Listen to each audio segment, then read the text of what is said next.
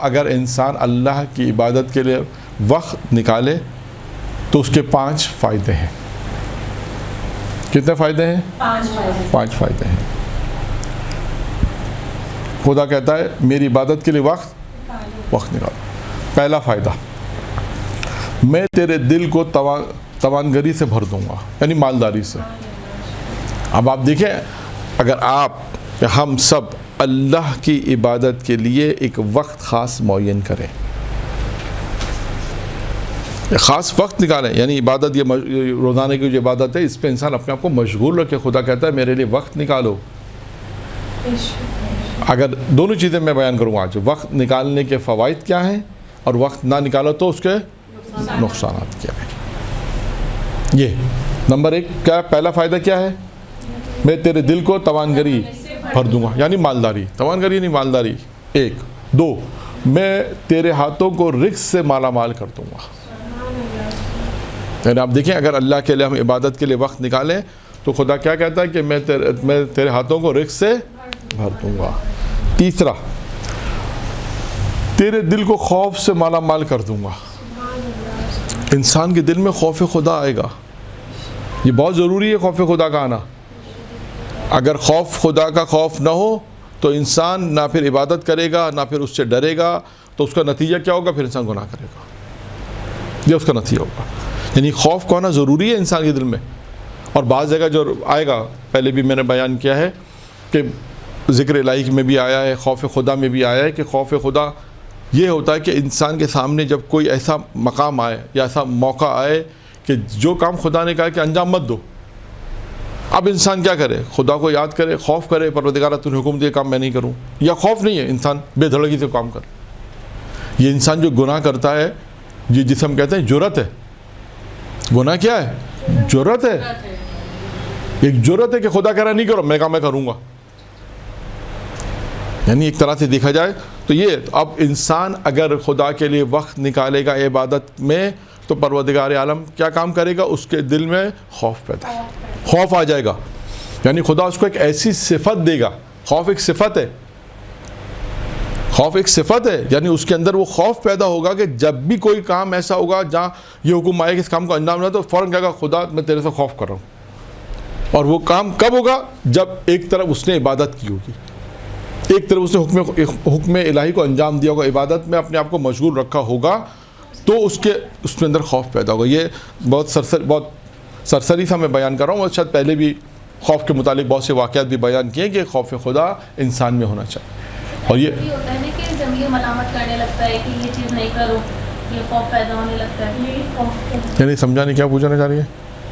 یہ کہنا ہے سر، عبادت ہم لوگ کریں گے تو یہ ہمارا دل نرم ہو جائے گا. ٹھیک ہے. سر آپ نے کہا کہ نا خوف خدا ہمارے دل میں زیادہ پیدا ہو جائے گا. تو اسی طریقے سے یہ جب ہم مطلب اسے کوئی برا کام دیکھ رہے ہوتے ہیں تو یہ ہمارا ضمیر خود ہی ملامت کرنے لگتا ہے. یہ وہی چیز ہے. اس کا مطلب یہ ضمیر ملامت جو کر رہا ہے یہ کیا چیز ہے؟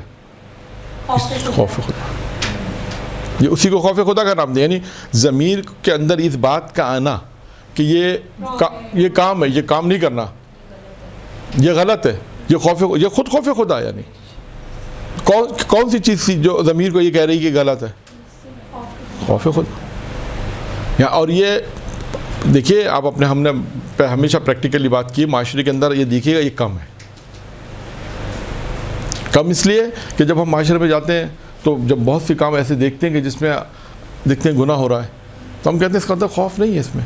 یعنی خدا کا خوف ختم ہو گیا نا. اگر معاشرے میں کوئی گناہ کر رہا ہے، کہیں ہم ایسی محفل میں گئے ہیں، عموماً محفلوں میں زیادہ ہوگا، میلاد میں زیادہ ہوگا، ان محفلوں میں زیادہ ہوگا جہاں خوشی کا موقع زیادہ ہوگا، وہاں خدا کی نافرمانی زیادہ نظر آئے گی بنسبت کے غم کے موقع پر. وہاں پہ تو شاید انسان خدا سے ڈرتا ہے. لیکن جو دیکھیں وہ ذکر الہی میں نے بیان کیا تھا، ذکر الہی میں جو خوف کا ایک مقام آتا ہے کہ ذکر الہی میں جو قلبی تھا، قلبی ذکر الہی کیا تھا؟ 6 موارد تھے جو میں نے بیان کیے تھے. ذکر الہی میں 6 موارد تھے. اس میں ایک موقع یہ تھا کہ خوشی کے موقع پہ خدا کو یاد رکھنا. یہی تھا کہ آج ہمارے گھر میں خوشی ہے، آج ہم خدا کے حکم کے مطابق ہیں یا نہیں ہے، یا وہ ہے یا نہیں ہے. اگر ہے تو اس کا مطلب خوف خدا ہے، ہم نے خدا کو یاد رکھا ہوا ہے، وہ قلب کے اندر خوف ہے. آج کوئی ایسا کام ہم اپنے معاشرے میں، اپنے گھر میں، آتا معاشرہ تو بہت بعد میں آئے گا. سب سے پہلا تو انسان کا اپنا گھر ہے جہاں سے دین شروع ہوگا. یہ ذہن میں رکھیے گا, دین ہمیشہ اپنے گھر سے شروع, اس کے بعد خاندان میں, سماج میں, معاشرے میں, اس کے بعد وہاں پہ دین کی بات آئے گی. تو خیر خوف خدا بات زیادہ طولانی نہ ہو جائے. تیسرا جو فائدہ وہ کیا ہے؟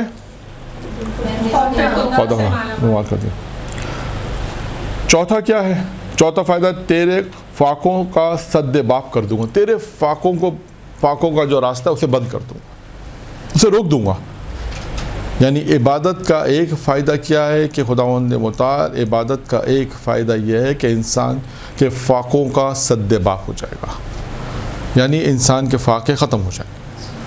یعنی وہ اسباب, یوں کہہ لیجیے کہ وہ اسباب جس سے انسان کے پاس فاقے ہوتے ہیں, خداوند متعال اس اسباب کو ختم کر دے گا. یہ چوتھا فائدہ. اور پانچواں فائدہ کیا ہے؟ پانچواں فائدہ ہے کہ تجھے تلاش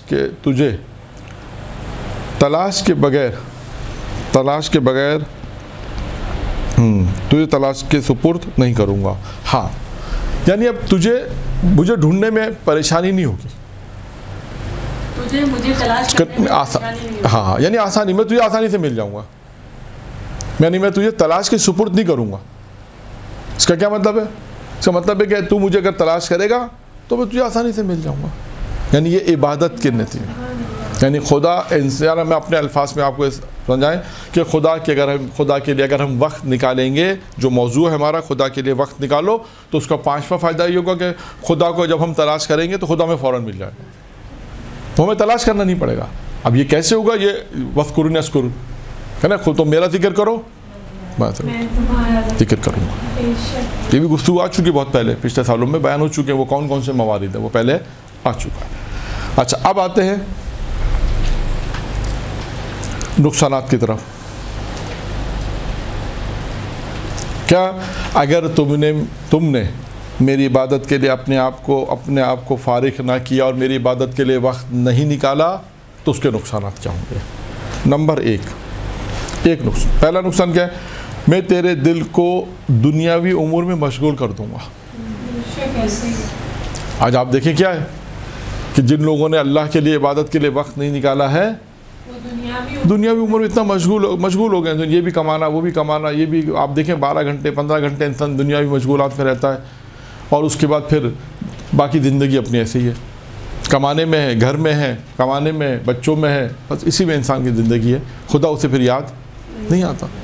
تعجب ہے کہ وہ اس خدا کو بھول جاتا ہے کہ جس نے کمانے کے اسباب فراہم کیے, جو روزی دے رہا ہے, جو تمام زندگی دے رہا ہے, جو رزق دے رہا ہے. انسان تعجب ہوتا ہے کہ اسی خدا کو انسان بھول جاتا ہے. کتنے بھی آج میں سے معاشرے لوگ جو نماز نہیں پڑھتے, روزہ نہیں رکھتے, لیکن اللہ انہیں رزق دے رہا ہے, اللہ انہیں روزی دے رہا ہے. میں کتنے ایسے لوگ ہیں, یہاں تک یہ کہوں کہ بلکہ یہ کہہ لیے جو خدا کو خدا نہیں مانتے, خدا انہیں بھی رزق دے رہا ہے, انہیں بھی روزی دیتا ہے, انہیں بھی خلق کیا خدا, اسی نے خلق کیا. یہ تو وہ ہیں جو خدا کو مانتے تو ہیں خدا, یہ عبادت نہیں کرتے. لیکن اس کا نتیجہ کیا ہے؟ خدا نے کہا اس کا نتیجہ یہ ہے کہ اگر تم میرے لیے عبادت کے لیے وقت نہیں نکالو گے تو دنیا بھی تمہیں مشغول کر دوں گا. اب آپ سوچیں کہ انسان اگر اللہ کے لیے وقت نہ نکالے تو اس کا ایک بڑا نقصان, پہلا بڑا نقصان کیا ہے؟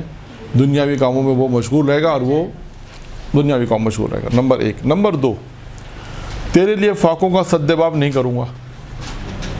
جو تیرے لیے فاقے ہیں وہ تیرے لیے فراوان رہیں گے, یعنی فاقے بھی تیرا پیچھا نہیں چھوڑیں گے. پھر اس کے بعد ہے تیسرا میں بھی یہی ہے, تجھے دنیاوی کاروبار کے سپرد کر دوں گا. وہی دنیاوی امور میں, اور ایک روایت کا ایک اور جملہ بھی ہے کہ میں تجھے دنیاوی کاروبار کے سپرد کر دوں گا. یعنی تو دنیا میں کاروبار میں لگا رہے گا. یہاں پر میں ایک واقعہ سنا دوں, ایک جملہ پورا کر کے, روایت کو پورا کر کے پھر ایک واقعہ سنا دیتا ہوں, اس تاکہ یہ روایت مکمل ہو جائے. یعنی اور تجھے دنیاوی کاروبار کے سپرد کر دوں گا, اس کی ایک مثال میں آپ کو دوں گا. پہلے یہ جملہ مکمل کر لوں, اور اس کے بعد چوتھا نقصان کیا ہوگا؟ تجھے اپنی تلاش کے حوالے کر دوں گا. یعنی اب تو مجھے تلاش کرتا رہے گا. وہاں پہ کیا تھا؟ عبادت میں وقت نکالو گے تو تلاش نہیں کرنا پڑے گا. اب یہاں پر بالکل دو چیزیں بالکل برعکس ہیں.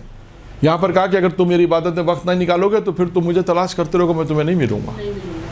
تم مجھے تلاش کرتے رہو گے, میں تمہیں نہیں ملوں گا. تو 5 فائدے عبادت کے، اگر اللہ کے لیے انسان وقت نکالے تو 5 فائدے ہیں اور 4 نقصانات. یہ 3 روایتوں کا خلاصہ ہم نے آپ کے سامنے بیان کیا ہے کہ اگر انسان اگر اللہ کے لیے وقت نکالے گا تو اسے کیا فائدہ پہنچے گا، اور اگر وقت نہیں نکالے گا تو اسے کیا نقصان پہنچے گا. اب آئیے ایک جملے کی میں ایک تشریح کر دوں تاکہ بات واضح ہو جائے. میرا خیال ہے تمام چیزیں آپ کے لیے واضح ہیں، اگرچہ واضح شاید یہ بھی ہوگا کہ تجھے دنیاوی کاروبار کے سپرد کر دوں گا. یعنی اس سے کیا مراد ہے؟ یعنی انسان پھر کاروبار میں لگا رہے گا جو خدا کے لیے وقت نہیں نکالے گا. اور اس کی بہترین مثال شاید آپ نے یہ واقعہ سنا ہوگا، لیکن میں موضوع کے مطابق اس سے سنا رہا ہوں کہ پیغمبر کے زمانے میں پیغمبر کے زمانے کا واقعہ ہے کہ کچھ اصحاب تھے جو غریب تھے، جو مدینے مسجد کے ساتھ ایک چبودرا جسے کہتے ہیں، اسے کہتے ہیں اصحاب صفہ، مشہور ہے نا، سنا آپ نے؟ ہاں، وہاں پہ کچھ لوگ رہتے تھے. ان میں سے ایک شخص بہت غریب تھا اور ایک دفعہ اس نے اللہ کے رسول سے 2 دینار طلب کی کہ اللہ کے رسول مجھے 2 دینار دے. تو اللہ کے رسول نے کہا کہ میرے پاس دینار نہیں، اگر ہوتے تو میں تمہیں دے دیتا. کہتے ہیں جبرائیل نازل ہوئے اور جبرائیل نے نازل ہوا، اللہ نے کہا آپ اسے 2 دینار دے دیں. اب دیکھیے 2 دینار جب اسے ملے تو کیا ہوا، یہ نا ذہن میں رکھیے گا موضوع کیا ہے تاکہ بات آپ کے بالکل وضاحت ہو جائے. دنیاوی کاروبار میں سفر کرتے ہیں اگر وقت نہیں نکالو گے تو. اب 2 دینار جب اسے ملے، اس زمانے میں 2 دینار سے اس نے چھوٹا کوئی کام شروع کیا، اور کام شروع کرتے کرتے جب کام شروع کیا اور کرتے کرتے پھر کام میں برکت ہوئی، تھوڑا پھر اور پیسے ملے اور پیسے ملے اور پیسے ملے، تھوڑا سا کاروبار وسیع. اچھا، اب اس قسم میں ہوتا کیا ہے، یہ ہمارے معاشرے میں بھی آپ نے دیکھا ہوگا کہ جو آدمی پہلی صف میں نماز پڑھتا ہے اور جب وہ کاروبار تھوڑا بڑھتا جاتا ہے تو وہ پھر دوسری صف میں آ جاتا ہے، یعنی تھوڑا لیٹ آتا ہے مسجد میں. پہلے آتا تھا دروازہ مسجد کے اذان ہوئی فوراً مسجد میں آ گیا. یا ایسے بھی لوگ تھے کہ جب مسجد کا دروازہ جیسے بند ہو جاتا راتوں میں، وہ نماز شب کے لیے اگر کھلتا ہے، مطلب 4 بجے فجر ہے، 5 بجے فجر ہے، تو 4:30 بجے کھل جاتا ہے. تو وہ کچھ افراد ایسے بھی تھے کہ ہیں آج بھی معاشرے میں ایسے افراد جہاں مسجدیں بند ہوتی ہیں تو وہ 4:30 بجے موجود ہے، ایسے بھی لوگ تھے. خیر، یہ شخص بھی انہی میں سے تھا جو نماز اول وقت میں پڑھنا، پیغمبر کے ساتھ اصحاب صفہ میں تھا اور پیغمبر ان لوگوں سے محبت بھی کرتے تھے. اور جیسے کے بعد مال آیا، آتے آتے یہاں تک یہ جب امیر ہو گیا، اور اتنا امیر ہو گیا کہ اس کا کاروبار وسیع ہو گیا، اور اتنا وسیع ہو گیا کہ یہ کاروبار اپنا مدینے سے باہر لے گیا، اور آہستہ آہستہ نماز میں آنا کم ہو گیا. 1 بجے پہلا جسے کہتے ہیں نا 1 بجے نماز پڑھتے ہیں، پھر 2 بجے پڑھتے ہیں، پھر 4 بجے پڑھتے ہیں. اس طرح نمازوں کا ٹائم میں بھی تبدیلی آتی چلی گئی. تو پیغمبر اسلام نے پوچھا اس صحابی کے بارے میں، وہ نظر نہیں آ رہا. کہ اللہ کے رسول اس نے تو اپنا کاروبار اتنا وسیع کر لیا کہ وہ مدینے سے باہر اپنا کاروبار لے کے گیا. کہا ٹھیک ہے. اب جب زکوٰۃ کی آیت نازل ہوئی، زکوٰۃ کی آیت جب نازل ہوئی تو اللہ کے رسول نے صحابیوں کو بھیجا، کہا کہ بھائی اس کے مال میں زکوٰۃ واجب ہے، اب اس سے کہو کہ اپنے مال میں زکوٰۃ نکالے. صحابی کے اللہ کے رسول کے فرمان پہ صحابی گئے، انہوں نے جا کے حکم سنایا کہ اللہ کے رسول نے یہ حکم دیا ہے کہ اللہ کا حکم ہے کہ اب تمہارے مال میں زکوٰۃ ہے، تم زکوٰۃ ادا کرو. تو اب اس کا جملہ سنیے گا کیا ہے. جو اصل بات ہے وہ یہ ہے، اس نے ایک جملہ کہا، اس نے کہا اب میرے پاس اتنی دولت ہو گئی کہ اب اللہ کا رسول یہ چاہتا ہے کہ میں پہلے کی طرح فقیر ہو جاؤں. یہ مال سے محبت ہے، یہ ہے کاروبار سے محبت. یعنی یہ نتیجہ ہے کہ انسان کے دل میں جب مال کی محبت، دولت کی محبت، عزت بھی انسان جب حاصل کرتا ہے، منصب حاصل کرتا ہے، تو جب یہ سب چیزیں جب انسان کے دل میں آتی ہیں تو انسان پھر اس کے بعد کہتا ہے نا، اس کا اردو میں یہ کہا جاتا ہے اس کا دماغ ٹھکانے نہیں ہے. اس کو آسان الفاظ میں یہ کہہ سکتے ہیں کہ وہ اس کے ہوش اڑ ہو جاتے ہیں. یعنی تمام چیزیں کیا کرتی ہیں، یہ تمام چیزیں انسان کی عقل پر حاوی ہو جاتی ہیں، تکبر آ جاتا ہے. اور اس کے بعد جب اس نے ایک جملہ کہا، اس نے کہا کہ اللہ کا رسول جو چاہتا ہے کہ میں پہلی حالت میں آ جاؤں، یہ جملہ کہا. اور اس کے بعد یہی جملہ ان صحابیوں نے اللہ کے رسول کو جب جواب سنایا تو اللہ کے رسول غمگین ہو گئے. افسوس ہوا کہ اتنا پیسہ ہونے کے باوجود بھی اس سے جو زکوٰۃ مانگی تو یہ جواب دیا. تو کہتے ہیں جبرائیل نازل ہوئے. جبرائیل نے پوچھا آپ کیا چاہتے ہیں؟ اللہ کے رسول کہا ہاں میں چاہتا ہوں یہ اپنی پہلی حالت پر آ جائے. کہا ٹھیک ہے آپ اسے 2 دینار طلب کریں، 2 دینار طلب کریں جو آپ نے دے. اللہ کے رسول نے اس کو طلب کیا اور اس سے کہا کہ وہ 2 دینار جو میں نے تمہیں شروع میں 2 دینار دیے تھے مجھے واپس کر دو. اس نے کہا آپ جو چاہے جتنے چاہے لے لیں، اب تو دینار بہت سارے ہو گئے میرے پاس. اللہ کے رسول نہیں، مجھے صرف وہ 2 دینار چاہیے. کہتے ہیں کہ 2 دینار اس نے اللہ کے رسول کو دیے اور مال میں سے ایسی برکت اٹھی کہ آہستہ آہستہ نقصان ہوتے ہوتے ہوتے ہوتے واپس اسی جگہ پر آ گئے جہاں پر پہلے یہ ہے. تو اسے کہتے ہیں کہ تمہیں اب دیکھیں نتیجہ کیا تھا. ہماری گفتگو تھی کہاں پر تھی, تجھے میں دنیاوی کاروبار میں کہ سپرد کر دوں گا. اللہ کے لیے وقت نکالنا چھوڑ دیا. جب اللہ کے لیے وقت نکالنا چھوڑا تو نتیجہ کیا نکلا؟ مال کی محبت, کاروبار کے سپرد. یہ طریقے چیزیں, یہ اس واقعے سے ہمیں نتیجہ ملتا ہے کہ انسان ایک تو کیا نتیجہ ملتا ہے کہ اگر مال کی محبت ہوگی, مال کی محبت آئے گی تو انسان وقت نماز, وقت اللہ کا بھول جائے گا, وقت پہ نماز نہیں پڑھے گا. اس واقعے میں ایک اور نتیجہ بھی اگر کوئی بیان کرے, ایک اور نتیجہ بھی ہے اس میں, کوئی بیان کر سکتا ہے؟ میں نے تو تھوڑا سا سرسری سا بیان کیا ہے کچھ نتائج کہ مال کی محبت نے کیا نقصانات پہنچائے, کہ نماز سے دور, عبادت سے دور, پھر اس کے بعد مال کی محبت آ گئی, پھر یہ جملہ کہہ دیا کہ اللہ کا رسول تو مجھے وہی چاہتا میں ویسا ہو جاؤں. ٹھیک ہے, عبادت یہ تو سب میں نے بتا دیا نا. کوئی ایک عبادت سے دوری مطلب وہ اللہ تعالیٰ کی طرف سے مطلب بے رخی ہو گئی. یہ سب چیزیں تو میں نے بیان کر دی. میں نے کہا کہ کوئی ایک انسان کے لیے فتنہ ہے, یہ بھی بیان کر دیا. ہاں میں یہ بھی ہو سکتا ہے. اصل میں اس میں ایک نقطہ یہ کہ عطائے آل محمد, اگر جو آل محمد عطا کرے تو انسان فرش پہ پہنچ جاتا ہے, اور واپس لے لے تو انسان عطا کرے تو عرش پہ چلے جاتا ہے, اور اگر واپس لے لیں تو وہ فرش پر آئے. اس کو یوں بھی پڑھ سکتے ہیں, یہ ہے عطائے آل محمد ہے. اس کو اس لحاظ سے بہت بہترین ہے. ہاں کہ دیکھیں انہوں نے عطا کیا, اس کو بہت مال ملا, لیکن وہ پھر اس سے تحمل نہیں کر سکا. وہی کہنا ہے, دیکھیں عطائے آل محمد ہے اسی مقام پر, اس لیے نہیں, یہ اس مقام پر یعنی ہم اس واقعے سے نتیجہ نکالتے ہیں کہ عطائے آل محمد ایک چیز ہے. جیسے بہت سے واقعات ہیں, امیر المومنین نے کسی کو دیا, بسم اللہ کان میں پڑھا. عطائے محمد ضروری نہیں ہے کہ عطائے محمد مالی ہو, روحانی بھی ہو سکتی ہے, قرآن بھی ہو سکتا ہے نا. عطائے کسی کے کان میں قرآن پڑھا, اسے حفظ کر دیا امیر المومنین نے, اس کو ساری چیزیں حفظ ہو گئی. پورا قرآن حفظ ہو گیا. روایت میں کہ وہ گنگناتا تھا, علی نے کہا تو قرآن کیوں نہیں پڑھتا؟ اس نے کہا مولا مجھے نہیں آتا. کہتے ہیں علی نے چند جملے کان میں پڑھے, پورا قرآن اسے. تو یہ عطائے آل محمد ہے, عطائے امیر المومنین. اسی طرح بسم اللہ والا واقعہ جو پہلے پڑھ چکے ہیں وہ بھی عطائے امیر المومنین. تو اب ایک موضوع ہے عطائے آل محمد کے عنوان سے. عطائے آل محمد کے عنوان میں کیا ہے کہ دیکھیں یہ جب عطا کرتے ہیں تو انسان فرش پہ پہنچ جاتا ہے, اس کی زندگی تبدیل ہو جاتی ہے, چاہے وہ روحانی اعتبار سے ہو چاہے مالی اعتبار سے ہو.